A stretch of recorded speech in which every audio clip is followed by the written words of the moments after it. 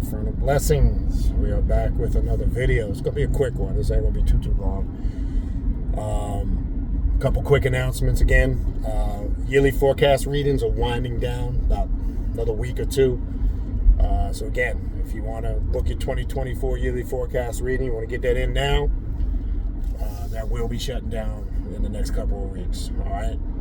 If you're interested in any other type of reading, a telepathic demonic reading, Santa Muerte reading, an Egyptian oracle reading, a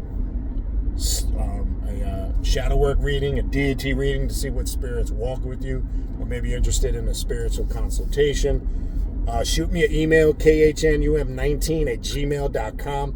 Please include in the subject box of your email, your description, if it's a forecast reading, so I see that. Again, I keep reminding of that because I want to make sure I book all those readings before I stop doing them, okay? Also, if you want to sign up for classes, the way to do that is to go to the official Primordial Chaos Patreon page, patreon.com/Baniti, Baniti, tier 3. That's the tier you want to join. That will give you access to all of the classes. I do 3 every month. Private classes for Patreon members only, in addition to a group ritual. And again, when you join, remember, it gives you access not just to the classes from the day you join moving forward. You get access to everything in the archive, which is going back almost 4 years or more, 4+ years, I should say. All right, and it gives you access to all the group rituals, plus the ritual work for the classes. The ongoing series are continual. I'm constantly adding new content, new classes. So if you want to take your path of self-mastery to that next level, that's the way you want to go.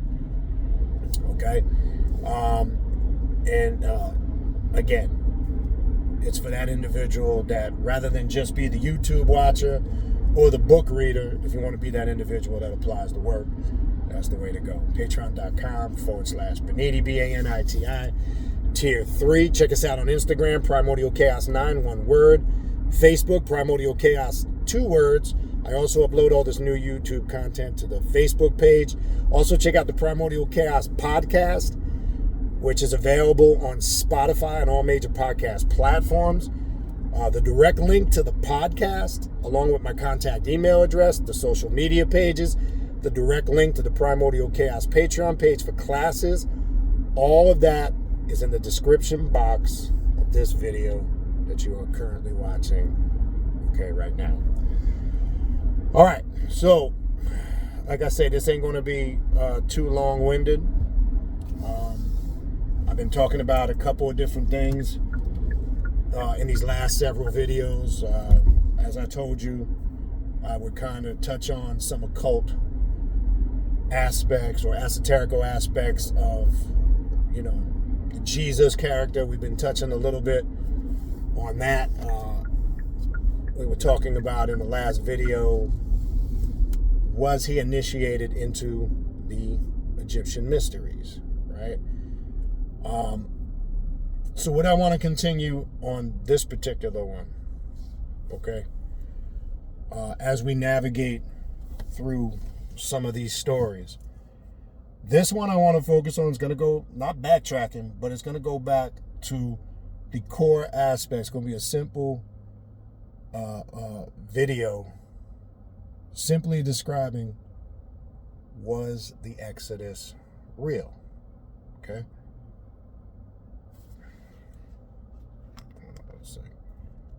Okay, I just want to make sure I have that camera turned off. And really, this is the foundation, really, of the whole biblical story. The children of Israel, okay? The Exodus event, the parting of the so-called Red Sea, right? This is the foundation of their whole biblical story, or so-called biblical story, I should say, right? Now, there's some historical problems with this story.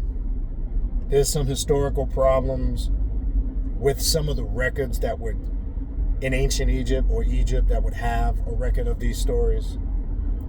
So these are a couple of things I want to touch on in this quick, short tutorial. We're just going to focus.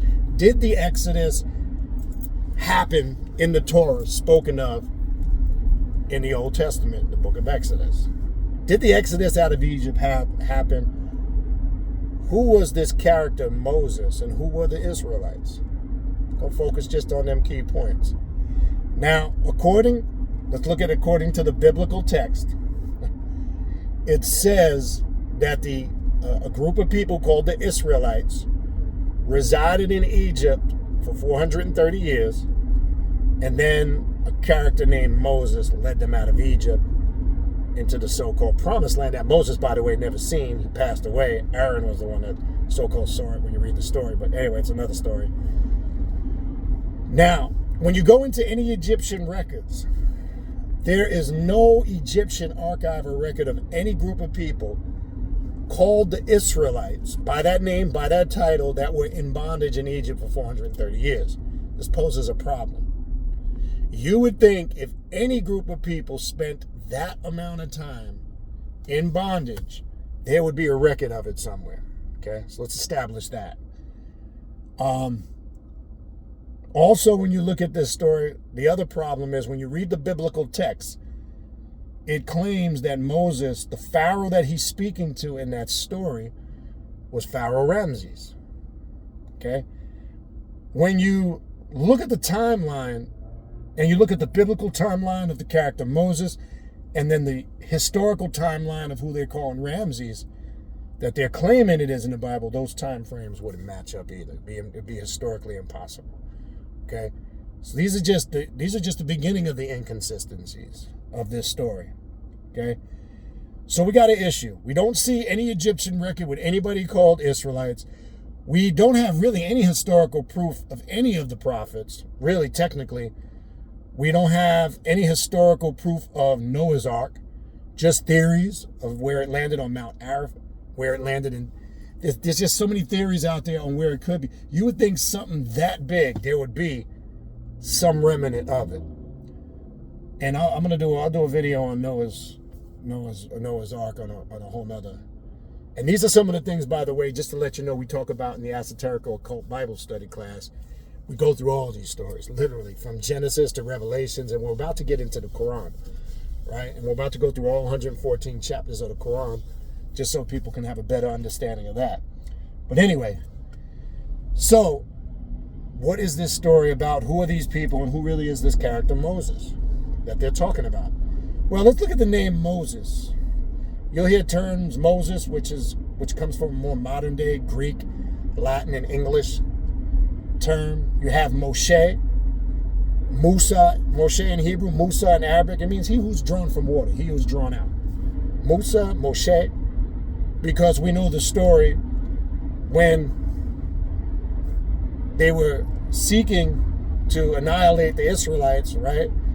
Moses' mother so-called throws him in the Nile River, and he is found by the Egyptians in Egypt, and this is how he has that connection with Egypt. And then we know the story. He strikes down a fellow Egyptian and flees, and then he's called to his so-called, okay.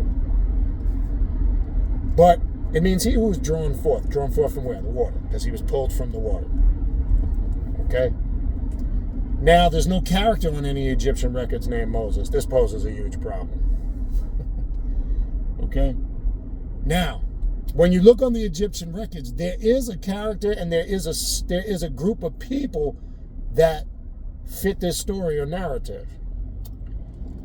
And I'm going to give you a point of research. If you get the Oxford Annotated 3rd Edition Augmentated Bible, in the essays in the back, there's a whole section from a bunch of historical and religious scholars who are sharing with you what I'm sharing. I'm telling you, do your further research.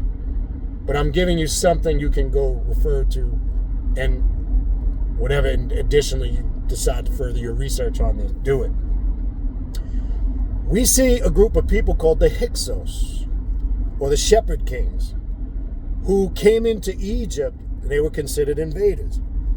And they came into Egypt and they mixed in with the Egyptians, and they spent 430 years there. That's on records, okay? And there was a pharaoh called Thutmose, which has the same meaning as the name, phonetically, as Moses. Thutmose the first of ancient Egypt was the one who was given the task of driving them out of Egypt, or exiling them out of Egypt. So this is where they get the concept of the story from. And you do find records of these Hyksos, or shepherd kings, or Hekakasut, that resided in Egypt for that period of time. Now, the story can't be a coincidence that this predates the Bible, and this story is eerily similar to the Exodus story in the Bible. Because as I've told you guys before, when you're reading the Bible and the biblical stories and the characters in the Bible, you're reading a conglomeration of ancient texts that predated. So they've taken a lot of that. Same thing with I'll get into that another time, the Noah's Ark story and Noah. It's with all the stories, right? Even the first chapters, the stories of creation, and the first chapters, 7 chapters of Genesis, that comes from ancient Babylon. I'll get into that, which is a whole nother story. I'm trying to break these down into small tutorials so we focus on the topic at hand. Okay, so Thutmose the First drove the Hyksos out of ancient Egypt. Okay? This thing just keeps falling. So, is it a coincidence that this story is eerily similar? I don't think so. Now, in the Oxford Annotated Augmented 3rd Edition Bible, in the essay section in the back, and as some of your most so-called well-known religious scholars and evangelists admit in there is no proof that there was any Exodus the way it's recorded in the Bible, that this Exodus fits the narrative of the Hyksos who resided in Egypt, the story I just told you.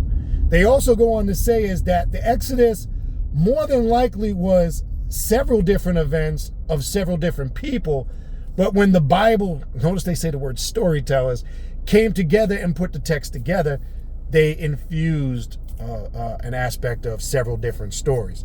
So they're saying that this is a story that comes from 3 or more different stories from 3 or more different cultures or people. And they give you the reference in there. You can, again, hold on one second, this thing's falling. Hold on one second.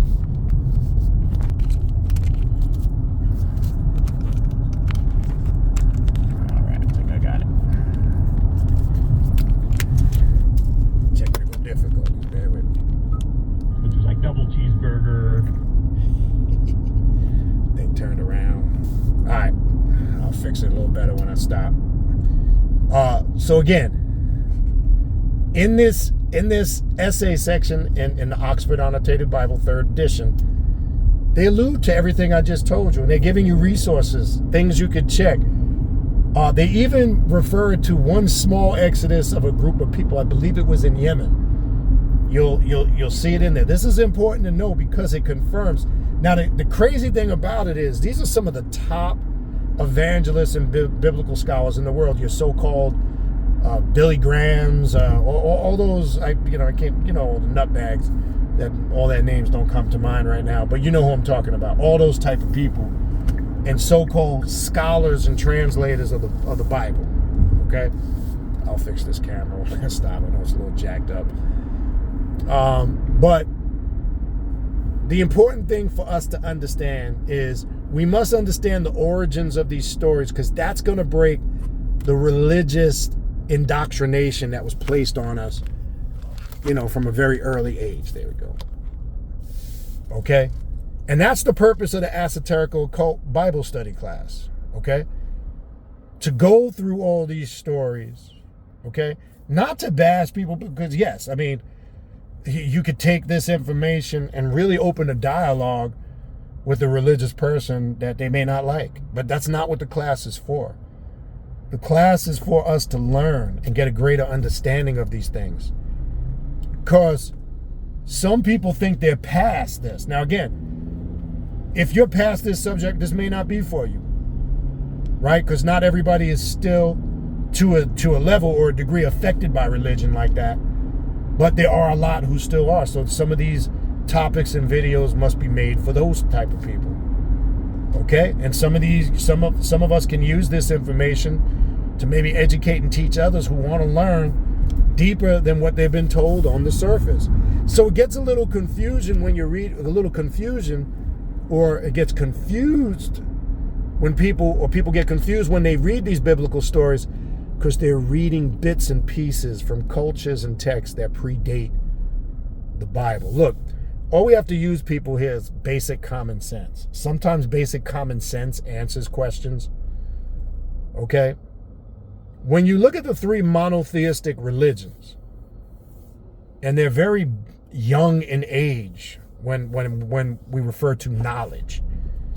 The three major monotheistic religions, Islam, Christianity, and Judaism.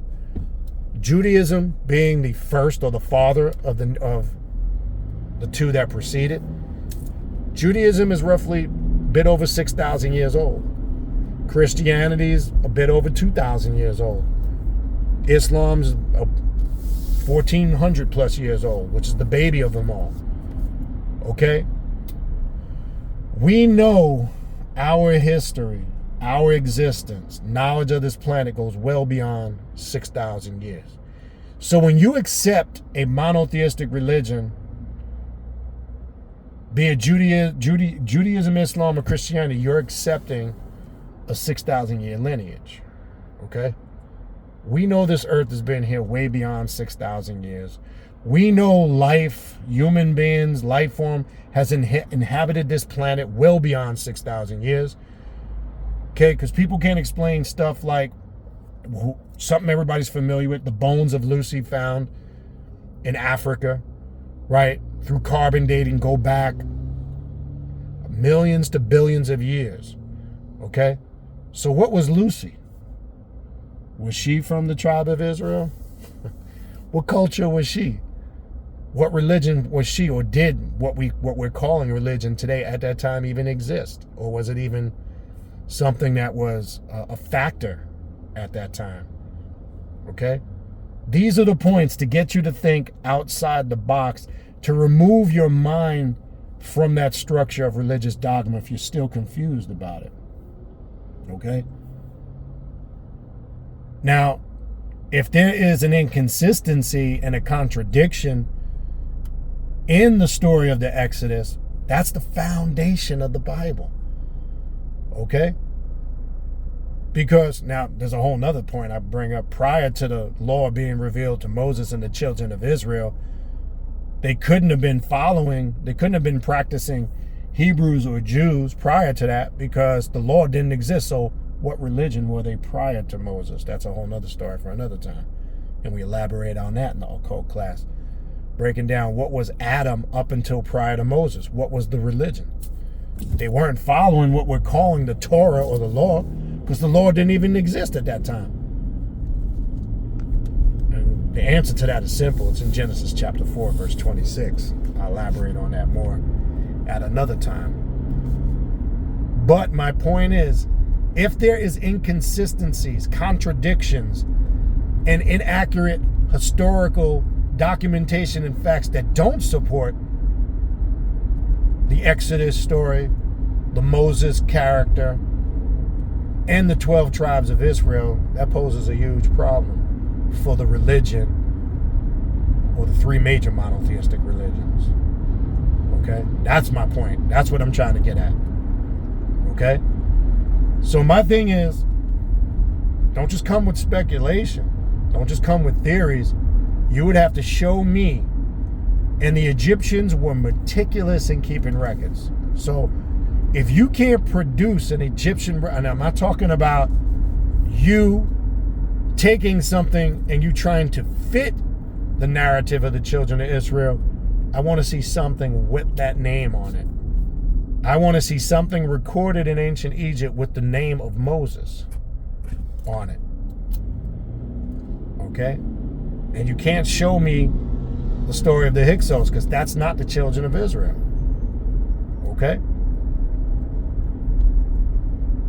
So this is how we have to look at some of these stories, so we can debunk the myths of them, because a lot of it is just mythology, mythos. Okay? That really factually can't be proven. Okay? Now, the difference of what we do in the esoterical occult Bible study class, we go into also the esoteric breakdown of these things. We take it deeper, because a lot of them have esoterical occult overtones. There's hidden mysteries behind some of these. Some of them are ritualistic in nature. Even when you get into a lot of these stories, the story of Jesus, right? Birth, death, resurrection narrative, a lot of it is really esoterical and occult in nature. But what happened is a lot of these biblical scholars and translators took these esoterical stories and made them literal. Where now you have a bunch of people who think these stories are literal. Look, it's just basic common sense. And I'm going to leave you with this as I wrap this video up. All right, because I'm at my destination and I said this wasn't going to be too long. Look, let's just use again for this quick moment common sense. Anybody with a thinking, functioning brain, if they really sat down and went through a lot of the text in the Bible, you can find so many contradictions. I mean, anybody that's in denial of that really is delusional. Okay? Because you can't dispute that. Okay? You can have your interpretation on it. You can have your theory. And then you got to watch out, because then you got people who think certain things, it's convenient for them to pick what things in the Bible are literal and what things are symbolic. Excuse me, or allegorical or metaphorical. It's convenient to say which is which, when and what, when it's convenient to fit your narrative. You can't have it both ways. Okay? It doesn't work like that. So we must most definitely look deeper into these stories, get the more detailed breakdown and meaning of them, combine the facts, and go from there. All right? So I just wanted to touch on that real quick. Again, I'm going to do little snippets of, and again, because some of you have requested it, because some people still need clarification on them stories. If it doesn't apply to you, it may not apply to you, right? Maybe you don't need it. But there are people out there who have left the schools of religion, left their faith and belief systems behind, and they are navigating on the cult left-hand path, but they still need the clarity of this indoctrination to be clarified. Okay? So we'll continue this as we journey off and on. I'll bounce back and forth because there's so much I could talk about on these topics. And shoot me emails. Just let me know if you're interested. If this is something, you think I should continue, it's something you think is interesting that you would like to learn more about, shoot me an email, give me feedback. And again, we do have on the Patreon a class specifically for this type of content. It's called Esoterical Occult Bible Study Class. All right? So if there's something you're interested in, that would be something you definitely want to get in. And I think we're 8 or 9 deep and counting. All right? Other than that, that's what I got for you. Again, if you need to reach out to me for a spiritual consultation or reading, my contact email address, along with the direct link to the Primordial Chaos podcast, along with the social media pages and the direct link to the Primordial Chaos Patreon page to sign up for classes. All of those links are in the description box of this video that you're watching right here. All right? Eternal blessing. We'll talk soon.